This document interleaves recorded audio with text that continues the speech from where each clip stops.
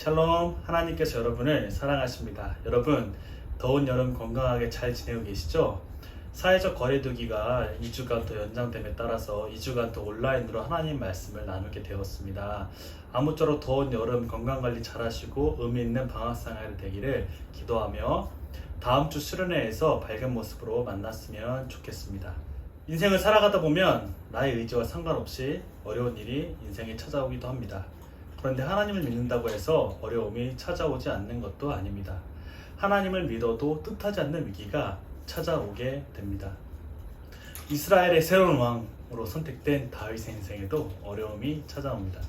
다윗이 골리앗을 물리치고 이스라엘의 장군으로 사람들에게 인정받을 때만 해도 다윗의 인생은 순탄해 보였습니다. 그런데 그의 인생에 어려움이 찾아오게 되죠. 그렇다고 해서 다윗이 무슨 잘못을 했기 때문에 겪게 된 어려움은 더더욱 아니었습니다. 다윗은 믿음으로 골리앗과 싸웠죠. 또한 그에게 맡겨진 이스라엘의 장군으로서의 자신의 능력을 발휘하는 삶을 살았습니다. 그런데 그를 보며 시기하는 한 사람이 있었습니다. 바로 현재 이스라엘의 왕인 사울이었죠.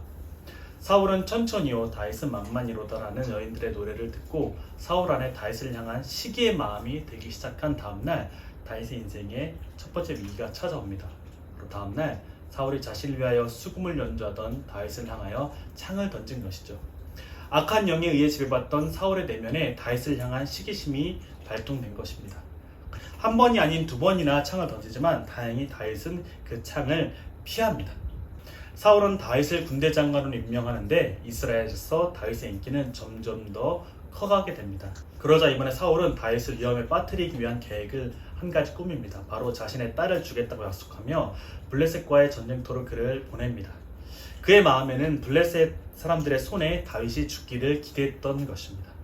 그런데 사울의 계획과는 달리 다윗은 그 전쟁에서도 큰 승리를 거두고 사울의 딸 미갈과 결혼을 하게 되죠. 사울은 계속해서 다윗을 곤경에 빠뜨리려고 합니다. 하지만 다윗은 그러한 위기로부터 벗어났을 뿐만 아니라 도리어 그의 명성이 이스라엘 가운데 더욱더 커지게 됩니다. 사랑하는 여러분, 18장에 기록된 이 상황 가운데 반복해서 등장하는 표현이 있습니다. 먼저 사울의 입장에서 반복된 표현은 사울이 다윗을 두려워했다는 것입니다. 그리고 다윗의 입장에서 반복되는 표현은 주님께서 다윗과 함께 하셨다라는 표현입니다. 사울은 왜 다윗을 두려워했을까요? 분명히 지금은 자신이 권력을 가진 이스라엘의 왕입니다. 그렇다고 해서 현재 다윗이 자신에게 도전하는 것도 아니죠. 사울이 다윗을 두려워하게 된 이유를 성경은 이렇게 이야기합니다. 주님께서 자기를 떠나 다윗과 함께 계시는 것을 안 사울은 다윗이 두려워졌다. 사울은 하나님께서 자신이 아닌 다윗과 함께 하심을 알았습니다.